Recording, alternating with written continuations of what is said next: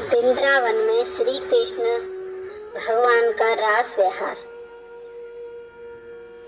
इस प्रकार राधा वल्लभ प्रभु श्याम सुंदर श्री कृष्ण के रास विहार में जो एक विचित्र घटना हुई उसे सुनो। श्री कृष्ण के प्रिय भक्त एक महान तपस्वी मुनि थे जिनका नाम आसुर था। वे नारद गिरी पर श्री हरि का ध्यान में तत्पर हो तपस्या करते थे। हृदय कमल में ज्योति मंडल के भीतर राधा सहित मनोहर मूर्ति श्याम सुंदर श्री कृष्ण का वे चिंतन किया करते थे। एक समय रात में जब मुनि ध्यान करने लगे तब श्री कृष्ण उनके ध्यान में नहीं आए। उन्होंने बार बार ध्यान लगाया किंतु सफलता नहीं मिली। इससे वे महामुनि खिन्न हो गए। फिर वे मुनि ध्यान से उठकर श्री कृष्ण दर्शन की लालसा से बद्री खंड मंडित नारायण श्रम को गए, किंतु वहां उन मुनीश्वर को नर नारायण के दर्शन नहीं हुए। तब अत्यंत विस्मित हो वे ब्रह्मांड देवता लोकालोक पर्वत गए, किंतु वहां सहस्त्र सिर वाले अनंत देव का भी दर्शन उन्हें नहीं हुआ। उन्होंने वहां के पार्षदों से पूछा, भगवान यहाँ से कहाँ गए हैं? उन्होंने उत्तर दिया, हम नहीं जानते। उनके इस प्रकार उत्तर देने पर उस समय मुनि के मन में बड़ा खेद हुआ। फिर वे क्षीर सागर से सुशोभित श्वेत द्वीप में गए, किंतु वहां भी शेष सैया पर श्री हरि का दर्शन उन्हें नहीं हुआ। तब मुनि का चित्त और भी खिन्न हो गया, प्रेम से पुलकित दिखाई देता था।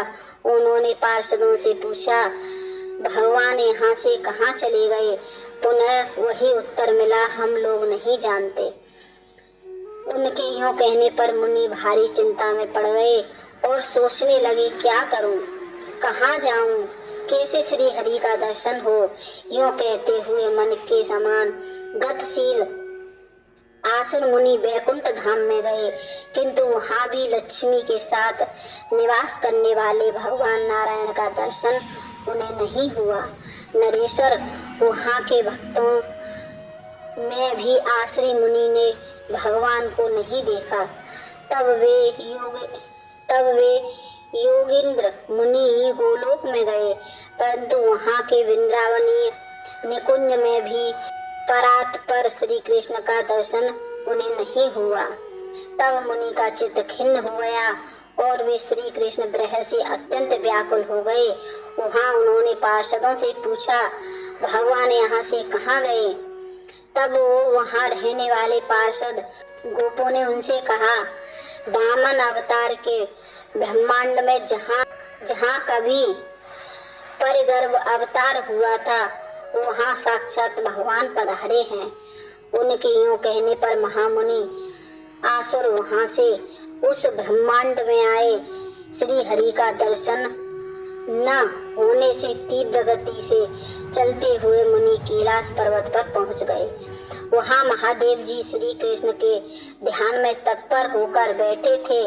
उन्हें नमस्कार करके रात्रि में खिन्न चित्त हुए महामुनि ने पूछा, आसुर बोले, भगवान मैंने सारा ब्रह्मांड इधर उधर छान डाला, इच्छा से गोलोक से वैकुंठ का चक्कर लगा आया, किंतु कहीं नहीं देवादेव का दर्शन नहीं हुआ। बताइए इस समय भगवान कहाँ है? तब श्री महादेव जी बोले, आसुरे तुम धन्य हो, निष्काम भक्त हो। महामुने मैं जानता हूँ तुमने श्री कृष्ण दर्शन की लालसा से भगवान क्षीर सागर में रहने वाले हंस मुनि बड़े कष्ट में पड़ गए थे।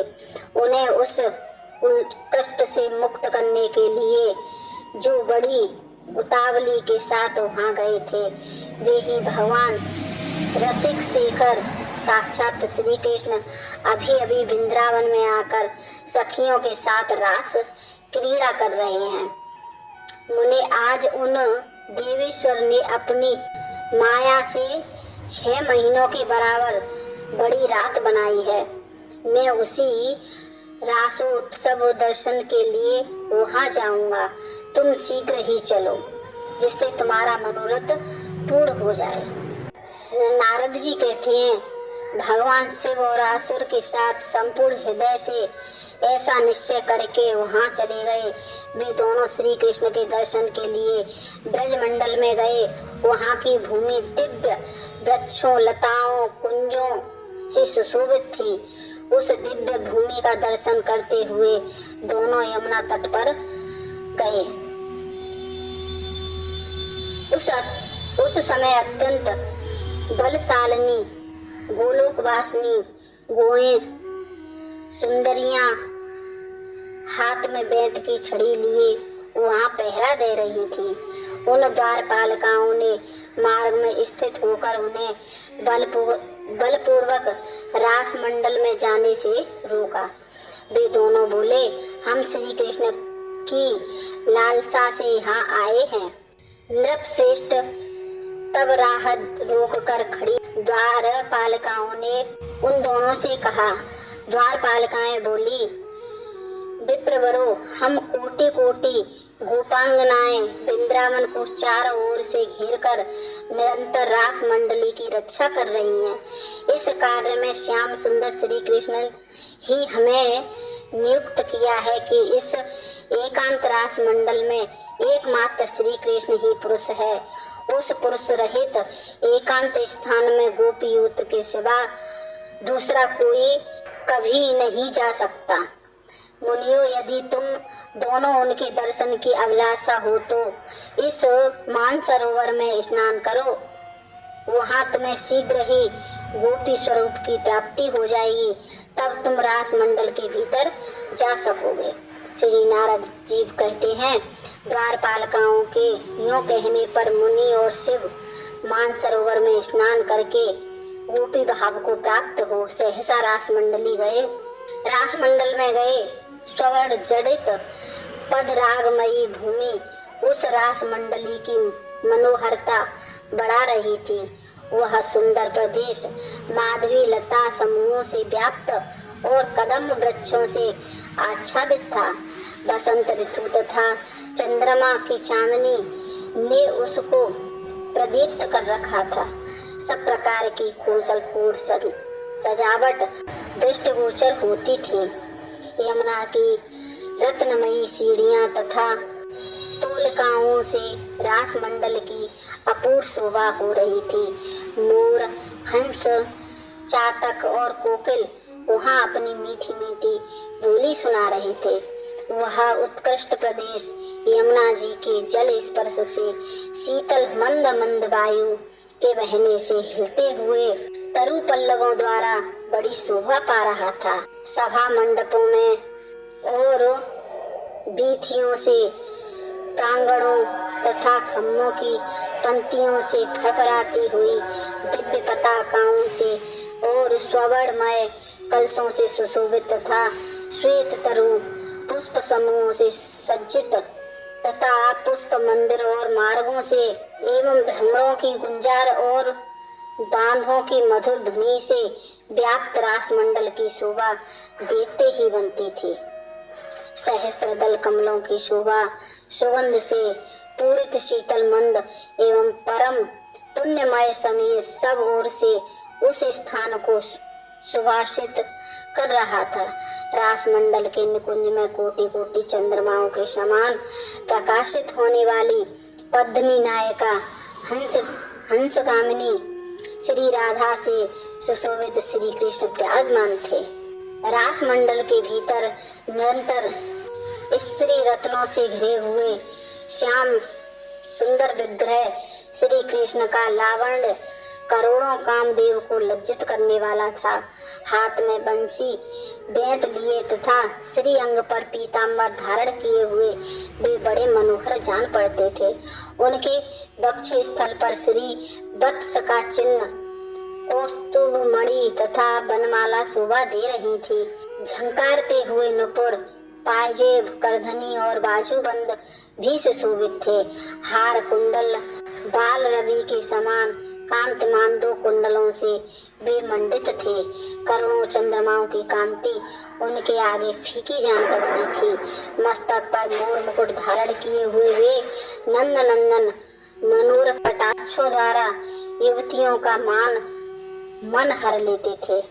राजन आसुर और शिव दोनों ने दूर से ही जब श्री कृष्ण को देखा तो हाथ जोड़ लिए।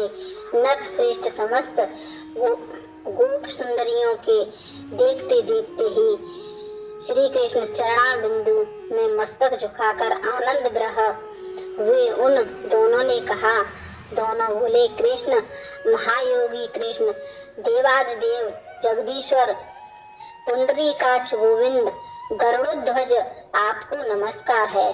जनार्दन, जगन्नाथ, पद्मनाभ, त्रिविक्रम, दामोदर, ऋषिकेश, हरिकेश, वासुदेव, आपको नमस्कार है। देव, आप परिपूर्ण साक्षात भगवान हैं। इन दिनों भूतल का भारी भार हरने और सत्पुरुषों का कल्याण करने के लिए अपने समस्त लोगों को पूर्णतया शून्य करके यहाँ नंद भवन में प्रकट हुए हैं। वास्तव में तो आप परात्पर परमात्मा ही हैं। असांश अंश कला आवेश तथा पूर्ण समस्त अवतार समूहों से संयुक्त हो आप परपूर्णतम परमेश्वर संपूर्ण विश्व की रक्षा करते हैं तथा वृंदावन में सरस रास मंडल को भी अलंकृत करते हैं। गोलोक धाम गिरिराजपति परमेश्वर बद्रीनाथ श्री नित्य विहार लीला का विस्तार करने वाले राधा वल्लभ ब्रज सुंदरियों के मुख से अपना यशोगान सुनने वाले गोविंद गोकुलपति सर्वदा आपकी जय हो। शोभा सालिनी निकुंज लताओं के विकास के लिए आप ऋतुराज वसंत श्री राधिका के वक्ष और कंठ को विभूषित करने वाले रत्नहार हैं। श्री रास मंडल के पालक, ब्रज मंडल के अधीश्वर तथा ब्रह्मांड मंडल की भूमि के रक्षक हैं। नारद जी कहते हैं, राजन तब श्री राधा सहित भगवान श्री कृष्ण प्रसन्न हो मंद मंद मुस्कुराते हुए मेघ गर्जन की सी गंभीर वाणी में मुनि से बोले। श्री भगवान ने कहा, तुम दोनों ने 8000 वर्षों तक निर्क्षेप भाव से तप किया है, इसी से तुम्हें मेरा दर्शन प्राप्त हुआ है। जो अंकचन शांत तथा सर्वस्त्र शस्त्र भावनाओं से रहित है वही मेरा सखा है। अतः तुम दोनों अपने मन के अनुसार अभीष्ट वर मांगो। शिव और असुर बोले, भूमन आपको नमस्कार है। आप दोनों प्रिया प्रीतम के चरण कमलों की सन्निधि में सदा ही वृंदावन के भीतर हमारा निवास हो। आपके चरण से भिन्न और कोई वर हमें नहीं रुचता। अतः आप दोनों श्री हरि एवं श्री राधिका को हमारा सादर नमस्कार है। श्री नारद जी कहते हैं, राजन तब भगवान ने तथास्तु कहकर उनकी प्रार्थना स्वीकार कर ली। तभी से शिव और आसुर मुनि मनोहर वृंदावन में बंसी वट के समीप रास मंडल से मंडित कालिंद्री के निकटवर्ती पुलिन पर निकुंज के पास ही नित्य निवास करने लगे। तदंतर श्री कृष्ण जहाँ कमल पुष्पों के सौरभ युक्त पराग उड़ रहे थे और भ्रमर मड़ला रहे थे, उस पधाकर वन में गोपांगनाओं के साथ रास क्रीड़ा प्रारंभ की। मिथिलेश्वर उस समय श्री कृष्ण ने 6 महीने की रात्रि बनाई, परंतु उस रास लीला में सम्मिलित हुई गोपियाओं के लिए वह सुख और आमोद से पूर्ण रात्रि क्षण के समान बीत गई। राजन, उन सब के मनोरथ पूर्ण हो गए। उदय के बेला में वे सभी ब्रज सुंदरियां झुंड की झुंड एक साथ होकर अपने घर लौटी। श्री नंदनंदन साक्षात नंद मंदिर में चले गए और श्री वृषभान नंदिनी तुरंत ही ब्रजवाहनपुर में जा पहुंची। इस प्रकार श्री कृष्णचंद्र का यह मनोरथ रासोपाख्यान सुनाया गया, जो समस्त पापों को हरने वाला पुण्यप्रद मनोरथ पूर्वक तथा मंगल का धाम है। साधारण लोगों को यह धर्म अर्थ और काम प्रदान करता है तथा मुमुक्षुओं को मोक्ष देने वाला है।